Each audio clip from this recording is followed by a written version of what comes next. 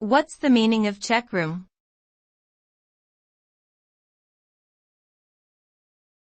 Checkroom.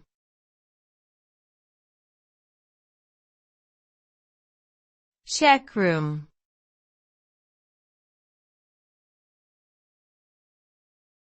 Checkroom.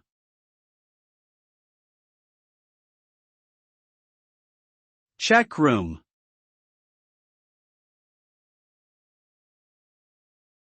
A checkroom is a place where people can temporarily store their belongings, typically in exchange for a ticket or token. The checkroom attendant will then keep the items safe until they are retrieved by the owner. Checkrooms are commonly found in locations like museums, theaters, and train stations, where visitors may need to store bulky or prohibited items.